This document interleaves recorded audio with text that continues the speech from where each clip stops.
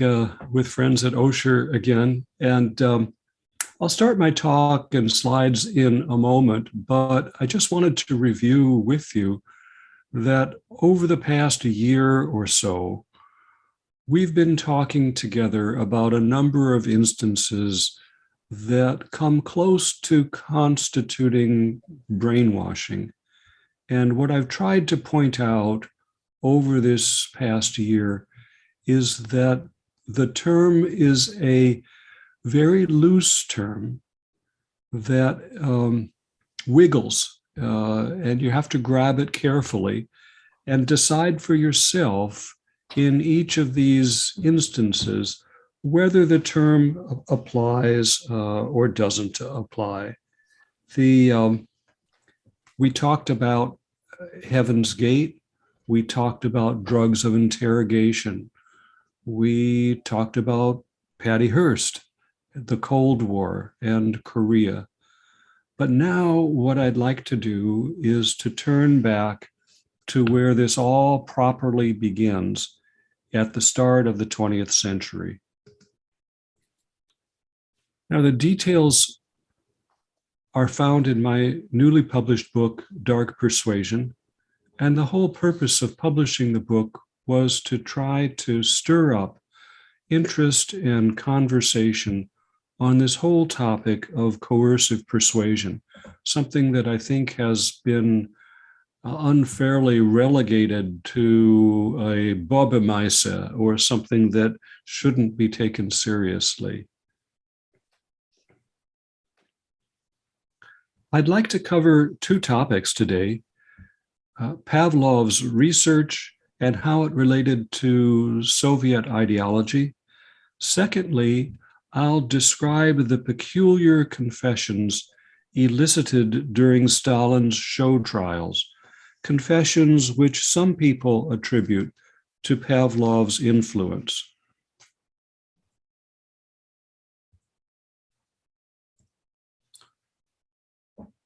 Pavlov won the Nobel Prize in Physiology or Medicine in 1904 in recognition of his brilliant work in digestion, in understanding the physiology of digestion and how behavioral factors influenced digestion.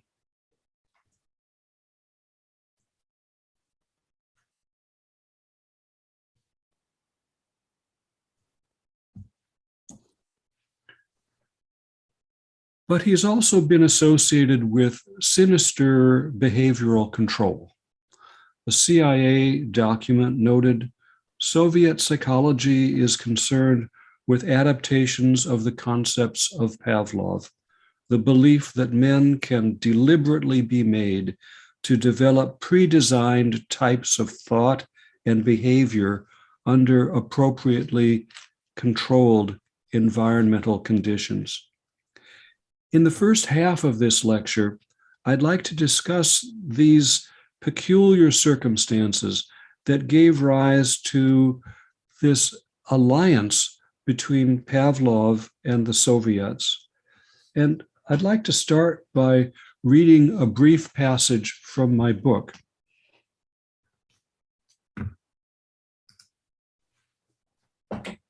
The dogs were restless. Penned in their cages in the basement of the Institute, they were alone and weary from their daytime jobs in the professor's laboratory. But it wasn't the dark or the isolation or fatigue that got to them. It was the incessant dripping and lapping of water on their kennel. Although it started out a fairly typical day in Leningrad, overcast and raining, the rain increased until the Neva River once again overran its embankment. This time, the flood would become the largest in centuries, and it headed straight for the dogs. The water level in the kennel rose, and the dogs started barking. At first, their paws sloshed through around in the chilly water, but as the hours went by, the water covered their bellies and shoulders until they were half floating in their cages, with their nostrils pressed anxiously against the top wire mesh of the cages. They desperately snuffled the air. At the last moment, a dog handler raced through the flooded streets and found the institute in chaos, panicked dogs, floating cages, and the fetid river water of the Neva. One by one, he rescued the dogs, but first he had to force their heads under the water to get them out of the cages. The dogs resisted out of panic. The dogs were never the same. It was as if an entirely new being inhabited each dog.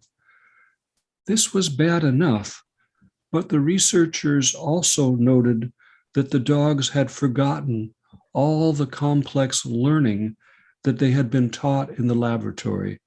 The dogs' memories were wiped clean. The staff talked about the dog's memory loss for weeks, and the scientists wrote their colleagues about this strange event. This all might have been dismissed as a curiosity, except for the fact that it took place in the laboratory of Nobel laureate Ivan Pavlov. Pavlov built his career on meticulous observation and experimentation with dogs. For the rest of his life, he talked about the flood, and his comments about traumatic stress and memory reverberated widely, given his relationship with Russia's communist leaders.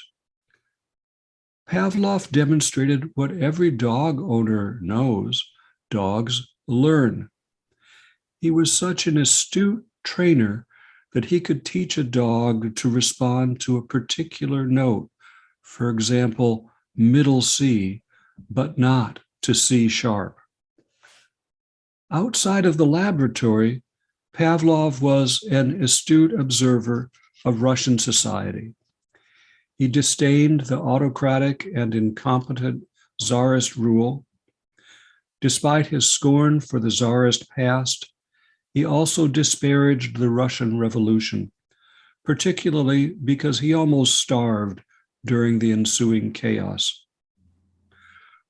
While Pavlov was quite open about his political opinions, he was safe from retaliation because he was the first Russian to receive the Nobel Prize in Medicine. Like today's scientists, he used his prominence as a bargaining chip to secure more resources for his laboratory. Even in the midst of the country's severe poverty, his laboratory expanded. As Pavlov begrudgingly acknowledged, "Yes, you must give our barbarians one thing: they understand the value of science." Although Pavlov wasn't a communist, he shared certain beliefs with the party. He was a materialist who believed that there was no soul or spiritual uniqueness in man. That belief was an advantage in the communist state that railed against religion.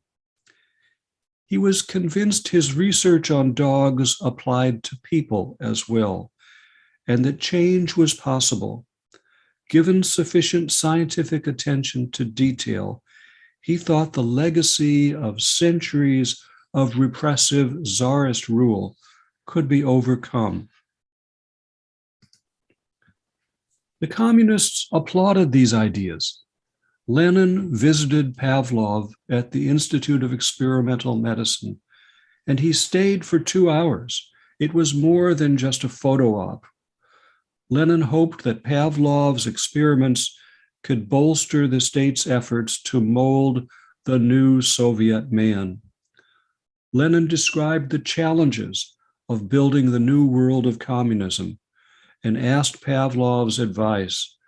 How could he control individualism and shape human behavior so that it would conform to communist ideology?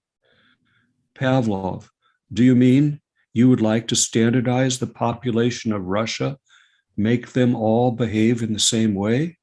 Lenin, exactly, that's what I want. And you must help us by your studies of human behavior. Lenin was fascinated when Pavlov described the details of how he was able to shape dogs' behaviors.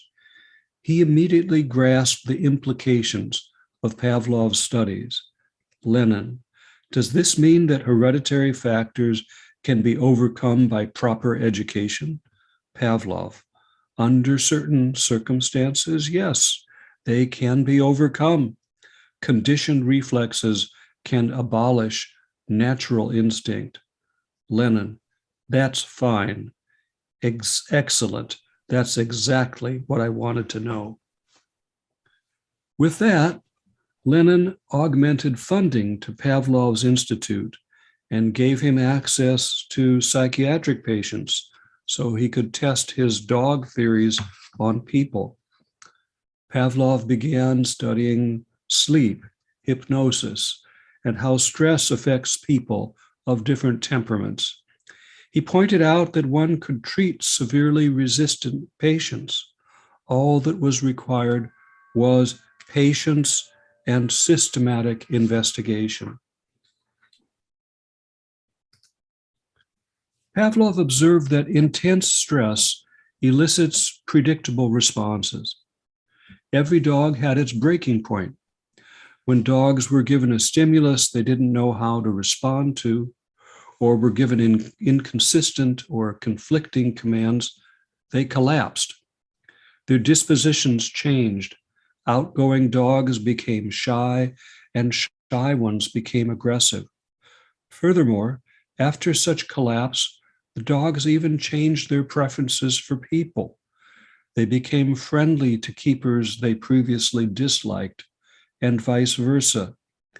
In the face of intense stress, some dogs became so quiet they looked like they were in a trance. Pavlov reported that his techniques could reliably produce experimental neurosis, and that such experiments could help evaluate new treatments. He experimented with drugs to make dogs more tractable in such circumstances. In his studies on people, Pavlov noted that severely traumatized people were not only exhausted, but also suggestible, particularly when they were given conflicting instructions. Pavlov went back and forth from the psychiatric hospital to the dog lab, observing that trauma left a hidden vulnerability. After Lenin's death, Pavlov retained strong ties with the government, partially because many of Pavlov's ideas helped him to garner Stalin's support. In addition to believing that behavior was modifiable, Pavlov thought that acquired behaviors could be inherited. This view of genetics corresponded with Stalin's views, and Pavlov's findings were disseminated throughout the Soviet Union. Stalin vociferously attacked anyone who said Pavlov's work only applied to animals. By the end of his life, Pavlov was a professor at the Leningrad Military Medical Academy. The state supported Pavlov's lab handsomely. Listen to this. The state funded him with 357 postdocs and research assistants to work on his projects, and even renamed the village where his institute was based, calling it Pavlova.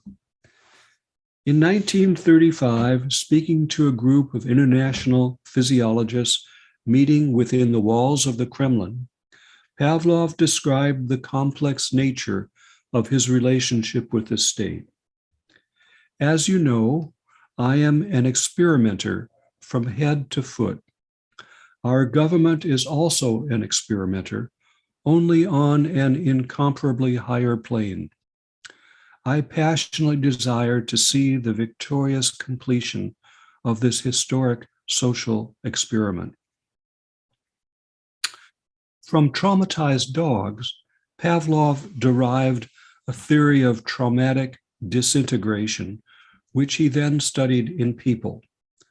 Through an unlikely set of circumstances, early communist leaders were quite taken by Pavlov and believed that his techniques could help them shape the new Russia. As Pravda put it, Pavlov helped them master nature and achieve unlimited power over the brain. Stalin's show trials and purges brought millions of people into situations of extreme stress, and most of them disintegrated under the interrogations exactly as Pavlov had predicted. Pavlov was lucky enough to die a natural death in 1936, just as those show trials were beginning.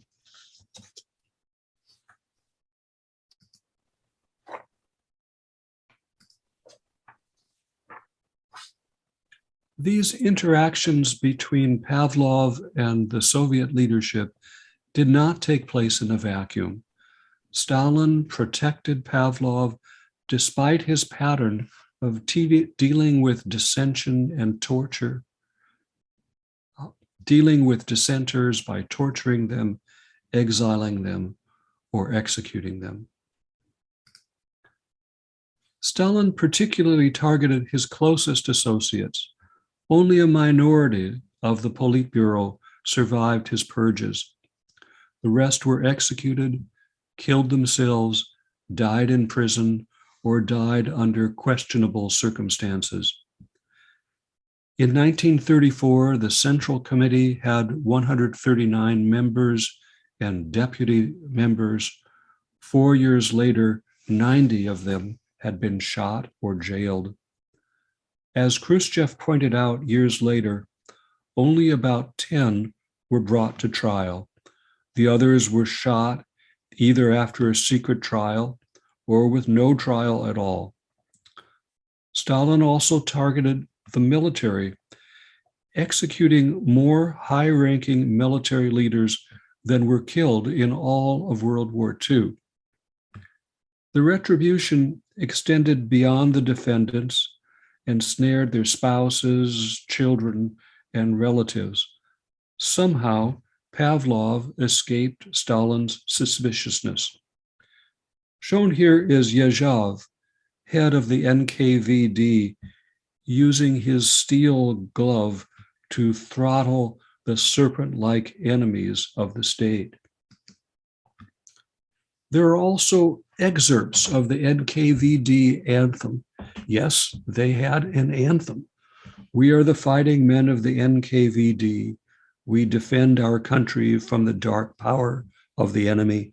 Day and night, we are on guard. Day and night, we are in battle. The enemy is strong. We are stronger. We will destroy the nests of the enemy with fire. The economy was in ruins after the 5-year civil war that followed the Bolshevik Revolution. Millions died during those years from combat, starvation, typhus, and from executions. Industrial and agricultural production collapsed. Command economy interventions like banning private enterprise and rationing of food were a failure and kindled resentment and rebellion. In reaction, Soviet economic policies lurched from liberalizing economic regulations to imposing even stricter command controls. If production declined or the economy was criticized, Stalin blamed it on treason and sabotage rather than his policies. Stalin worried that spies had infiltrated the country and that they would never stop until communism was defeated. His paranoia was also fueled by Hitler's rise in Germany.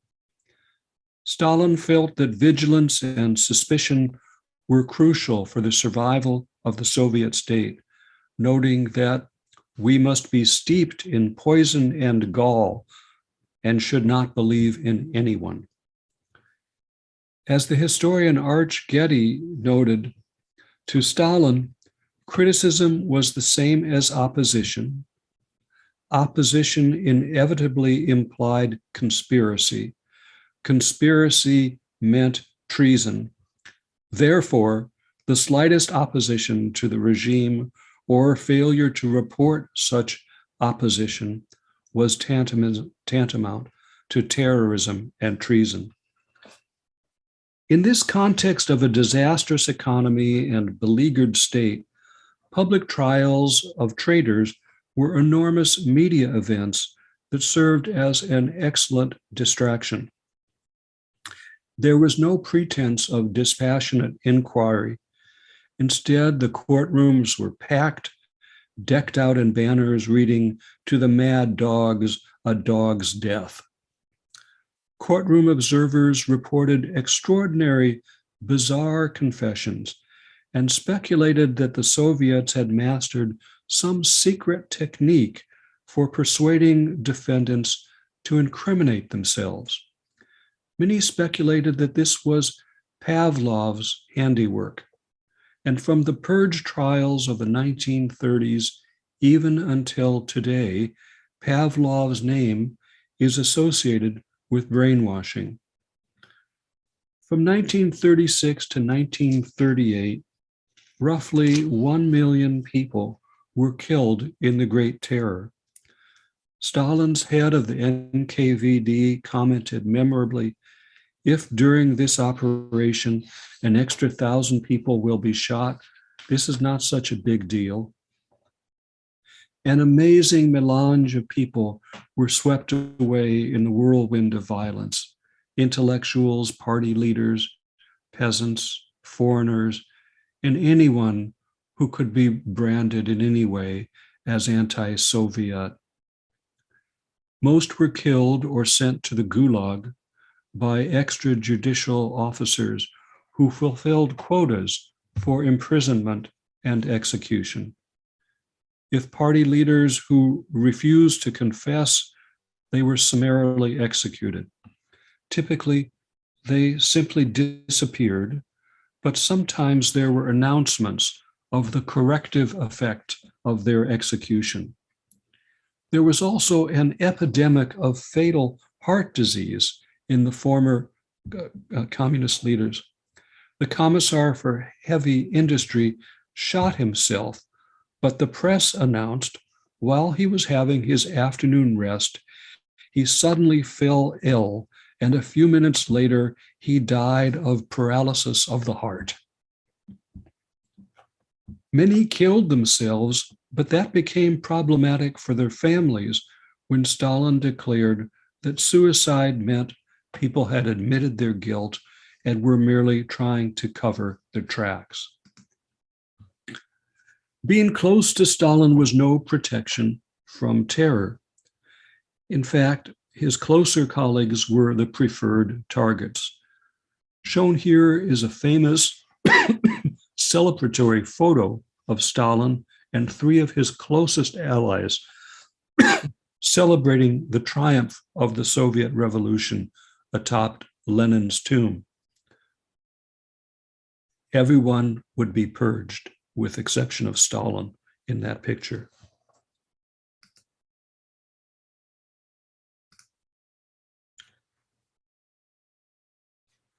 The routine trials were 20-minute affairs. Even the major trials rarely lasted beyond a few days. During these major show trials, there was a religious aura surrounding the courtroom. The pale, nervous prisoners marched into the courtroom and regarded the audience with baggy eyes.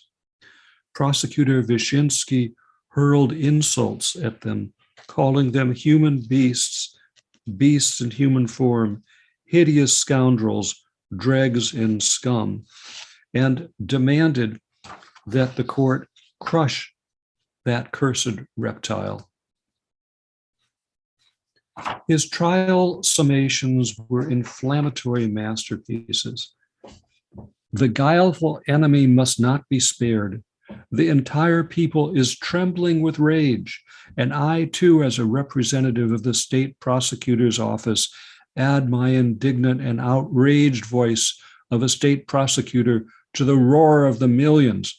I demand that the mad dogs be shot, every single one of them. The prosecutors realized that if the defendant confessed, there was no need to try the case to prove the facts. Instead, one only needed the prosecutor's allegation and the prisoner's confession. No problematic defense cross-examination would be encountered, and the prosecutor's allegations would be unchallenged. This made for efficiency in the proceedings and better drama. But how could you persuade people to confess? 3 trials garnered the most attention.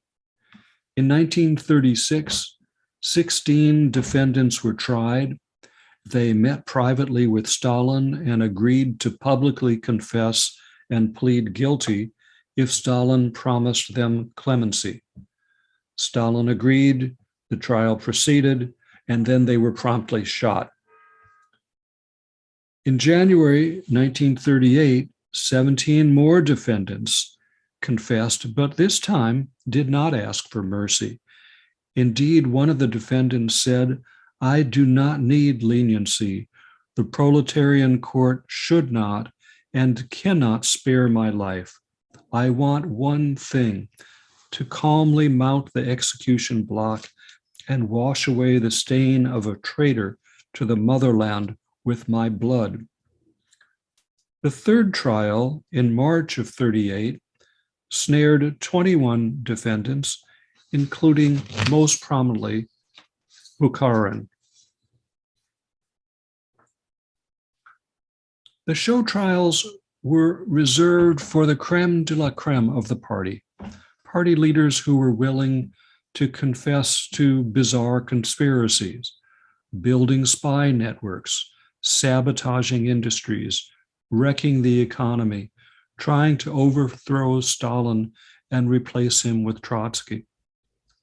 The allegations ranged from unlikely to preposterous. Some Jewish Communist Party leaders were charged with collaborating with the Gestapo. Other party members confessed to sabotaging the agricultural industry by spreading plague among pigs or causing anemia in horses.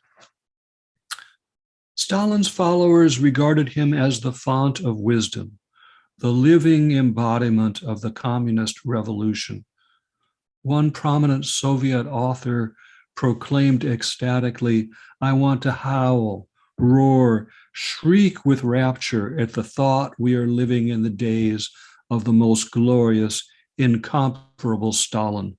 O great Stalin, thou art the bright sun of the people, the sun of our time that never sets." Meanwhile, Trotsky warned about the perils of deifying Stalin in a cautionary statement that could just as well apply to some contemporary leaders. All of these people, starting with Stalin, have been corrupted by their immunity from control or punishment. Since no one dares to criticize Stalin, gradually he has grown unaccustomed to controlling himself.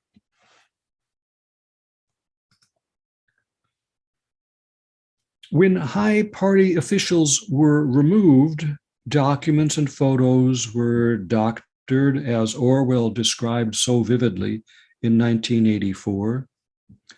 One famous photo here shows the director of the NKVD, Yezhov, and Stalin in a friendly pose.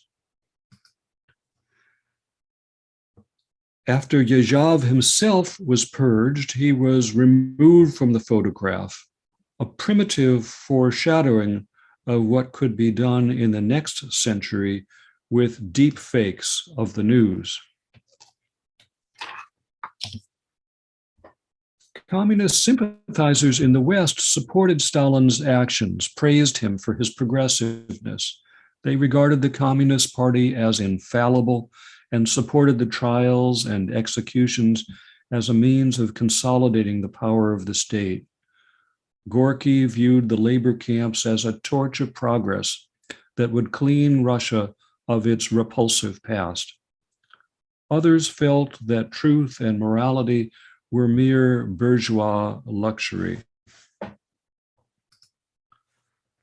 Courtroom observers had startlingly different impressions. Some observers, like New York Times reporter Walter Duranty, believed the prisoner's confessions and the prosecutor's allegations.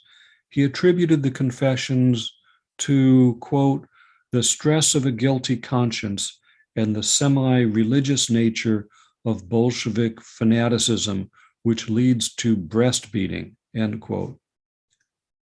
After reading Duranty's columns, one American pro-Stalinist told his friend that he couldn't doubt that such people were mad dogs, heretics, unbelievers, seditionists, driven to conspiracy against the state.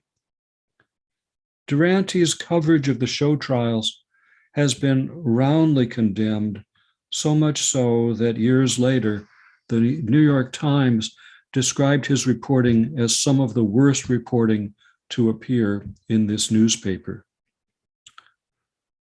Other reporters were similarly taken in by the trial, but even Stalin's supporters found the defendant's behavior peculiar.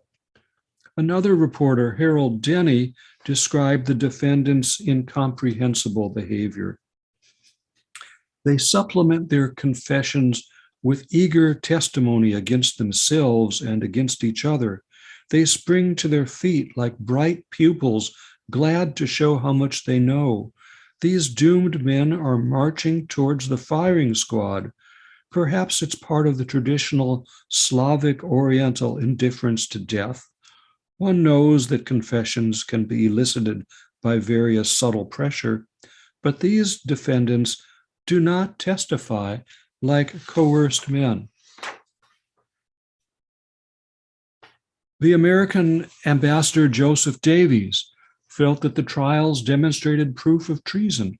Davies claimed that he could listen to testimony and separate the wheat from the chaff, and that the testimony indicated the Kremlin's fears were well justified. There were some sentient observers who found the trials unconvincing. American career diplomat Charles Bolin criticized Ambassador Davies' naivete, saying, "I still blush when I think of some of the telegrams he sent to the State Department about the trial." More thoughtful onlookers were transfixed by the improbable confessions and wanted to know how on earth the communists had persuaded the defendants to condemn themselves. The show trials were the origins of the 20th century's preoccupation with what came to be known as brainwashing.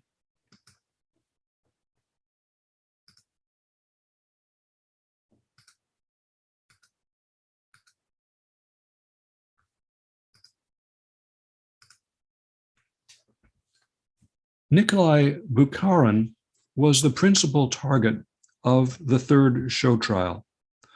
A prominent Marxist economist, head of the Comintern, and a newspaper editor, he was one of the most popular of the old Bolsheviks.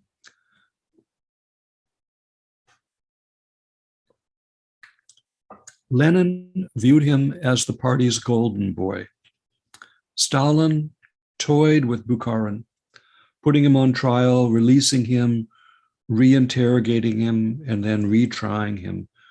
During his imprisonment, Bukharin wrote lengthy manuscripts and letters which provide a detailed depiction of interrogation and confession, resistance and yielding.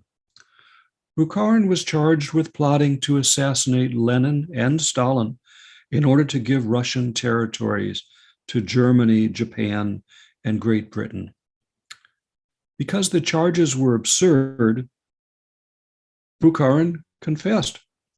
He wrote that he did not recall any of the plotting, but accepted responsibility for it all the same, because the only thing positive and enduring was the Soviet Union, something well worth dying for, and that everything else was unimportant. He wrote Stalin a long emotional letter from prison. Amongst other things, he requested that he be spared the humiliation of a trial and be executed instead. He begged for forgiveness and the opportunity to say farewell to his family. I will say to you from the onset that I have no intention of recanting anything I've confessed. I have no desire to make any request of you, nor have I any intention of pleading with you to change matters or divert them from their present course. But I'm writing you for your personal information. I tell you on my word of honor that I am innocent of the crimes to which I confessed.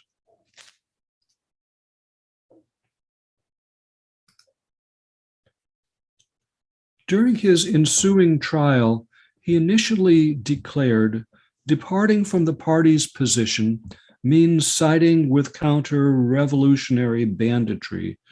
I am kneeling before the country, before the party, before the whole people. The monstrous of my crimes is immeasurable. Arthur Koestler's character Rubashov in Darkness at Noon is loosely based on the events of Bukharin's interrogation and confession. Koestler masterfully captures the technique of Soviet interrogators and describes the defendant's belief in the party's infallibility. The party can never be wrong. You and I make mistakes, but not the party. The party, comrade, is more than you and me. The party is the embodiment of the revolutionary idea in history. And Rubashov muses, the individual was nothing, the party was all. The branch that broke off the tree must wither. So here I contrast the fictional Rubashov's statements that mirror Bukharin's comments about the party in 1936. Fictionally, Rubashov says one is saved by a faith that development is always going forward. It is like a stream that is running to the shore. If one leans out of the stream, one is ejected completely. The stream goes forward through the most difficult places, but it still goes forward in the direction in which it must.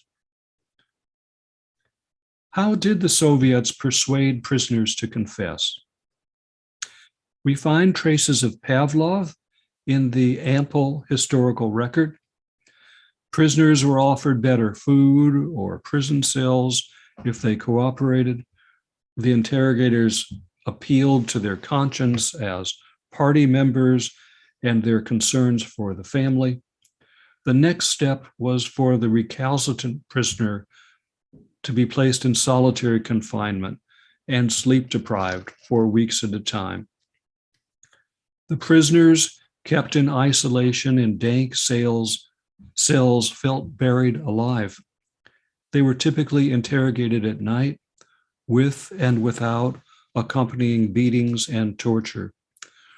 Russian archives reveal bloodstains on many of the signed confessions. The interrogators were unpredictable, sometimes mercifully brief, and sometimes going on for 48 hours at a stretch. The prisoner could be released to his cell only to be called back for another interrogation moments later, or it might be days before the next summons came. The ongoing sleep deprivation led to bewilderment, confusion, and apathy. Survivors commented about the soul-crushing burden of sleep deprivation. The interrogator's behavior and demeanor were inconsistent. He could be mild and solicitous, promising leniency, good food, and release, or he could suddenly start yelling. Interrogations were carried out within earshot of other prisoners screaming during torture. The examinations carried on like this, off and on for months. Survivors described a semi-conscious state after 50 or 60 interrogations and no sleep. As one survivor noted, a man becomes like an automaton. In this state, he is often even convinced he's guilty. Even a trivial morsel of guilt in thought or deed could become the foundation for a major confession, whether true or not. Like in the Inquisition, prisoners were told that the party didn't arrest people without cause and to rethink what they have said or done. Bukharin wrote from prison, "I can't go on like this. I can't bear the atmosphere that has been created. I am not able to speak in this situation. I have no wish to burst into tears, nor do I wish to faint or give way to hysteria." Another defendant described being dragged about by the scruff of his neck, throttled, beaten with a rubber rod, and tortured for 5 weeks, during which he slept only 2 or 3 hours a day. They threatened to rip my throat out along with my confession. The Soviet techniques were like those used by the Inquisition and the Tsarist secret police, but some refinements seemed to follow from Pavlov's playbook. Confessions were readily obtained after bombarding the prisoner with contradictory information and eliciting feelings of guilt and anxiety. The prisoner's cognitive functioning was so disturbed by malnutrition, sleep deprivation, anxiety, that they readily confessed. By that time, the prisoner longed to be punished as a way to obtain salvation. One victim of the purges described the interrogation process. "I went over the events of the last 10 years in my mind.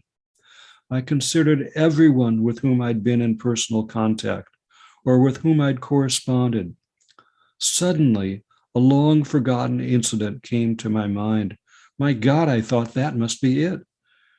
His interrogator then told him, "Go home again and come back the day after tomorrow and tell me when you first got in touch with the enemy and what ideas caused you to go over to his side." Stalin choreographed the interrogations and the trials. If confessions weren't forthcoming, he advised the interrogators to increase the torture. "Isn't it time to squeeze this gentleman and force him to report on his dirty little business? Where is he? In a prison or in a hotel?" He also advised the prosecution, "Don't let the accused speak too much. Shut them up. Don't let them babble." He hovered over the secret police and reportedly threatened that if you do not obtain confessions, we will shorten you by a head.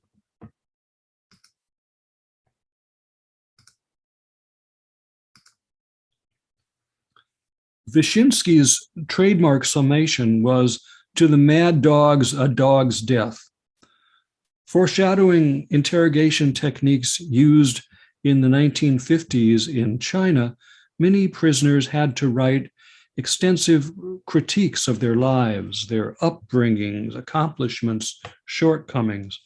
After reading the self-criticism, the interrogator would declare it inadequate and order the prisoner to start all over.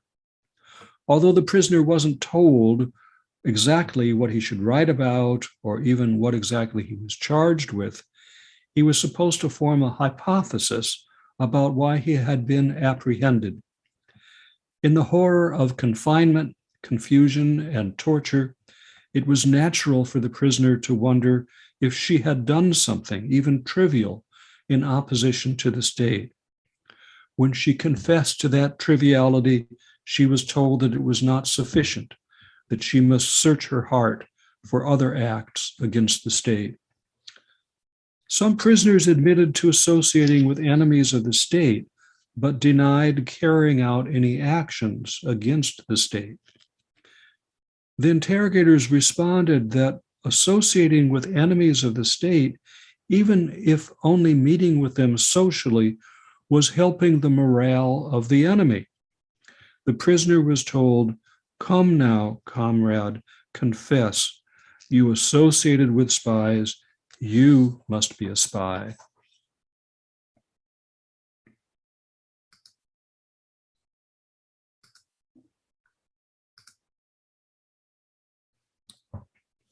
Interrogators carefully rehearsed the defendant's confessional testimonies, giving prisoners lists of questions that would be asked and reviewing acceptable answers. The defendants were told to memorize the script so there would be no last-minute embarrassments. The trials were precisely choreographed and followed a libretto dictated by the prosecution. Party members, conditioned by long service to the party, were prepared to sacrifice their lives. A confession ritual was required. The stage managing of the trials went so far as to tell defendants where they should look during various parts of the testimony. In one trial transcript, prosecutor Vishensky feeds the lines to defendant Kamenov. "Vishensky, what appraisal should be given to the articles you wrote in 1933 in which you expressed loyalty to the party? Deception?" Kamenov, "No, worse than deception." Vishensky, "Perfidy?" Kamenov, "Worse." Vishensky, "Worse than deception, worse than perfidy. Find the word. Treason?" Kamenov, "You have found it." The confessions were embarrassing because they were filled with ludicrous details. One prisoner testified that he had plotted with Trotsky in the Bristol Hotel in Copenhagen in 1932. The problem was that the hotel had been torn down in 1917. The interrogators constructed a crime to which the defendant would plead guilty, but they needed details of a supposed meeting that never occurred. They asked the foreign ministry for names of some likely hotels in Copenhagen where a meeting could have occurred. But to cover their tracks, they also asked for names of likely hotels in Oslo. In their preparations for the trial, the investigators mistakenly jumbled the lists of hotels. They instructed the defendant to confess to a fictitious meeting in a hotel that no longer existed. There was a Hotel Bristol in Oslo at the time. So the defendant confessed to meeting at the Hotel Bristol in Copenhagen, which had been torn down 20 years prior to the meeting. And so they got the name Bristol from the list of hotels in Oslo. Some confessed out of loyalty and deference to the party, which had been the North Star guiding their entire lives. Their surrender was merely the next step in a lifelong pattern of self-abasement to the party.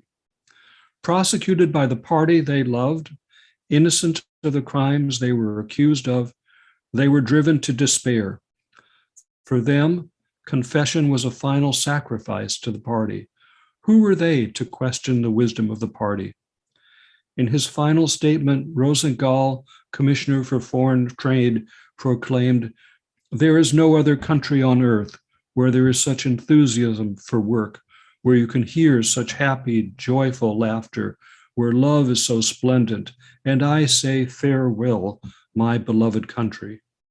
Economic Administrator Pyatakov, longtime member of the Central Committee, prostrated himself in guilt. I am standing before you, covered in filth, crushed, deprived of everything through my own fault, having lost my party, without friends, having lost my family, having lost myself. There is an eerie resemblance between such confessions and the story of Job, with Stalin standing in for God. Protests of innocence were as futile for Job as they were for Stalin's victims. The only solution was repentance and faith in the wisdom of the deity. These peculiar reverberations between religion, coercion, and confession recurrently haunt brainwashing in the 20th century. Building upon established techniques of torture, the Soviets added Pavlov's insights that severe stress, sleep deprivation, and meticulous attention to reward and punishment could shape behavior.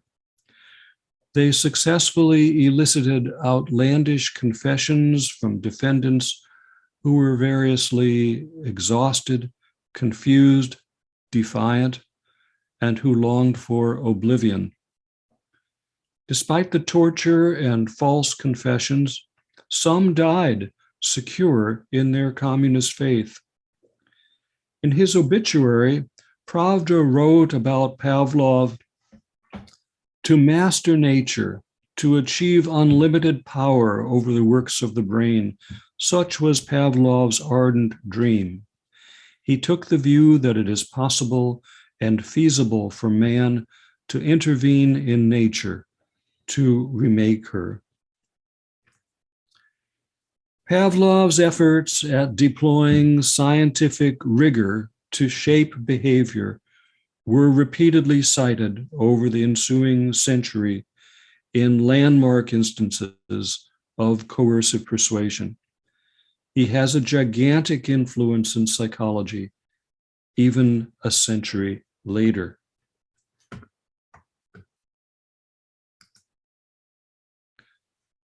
So I'll stop screen sharing here and ask you, were the show trial defendants brainwashed? And what does that term mean to you in this context? So I'm happy to have questions.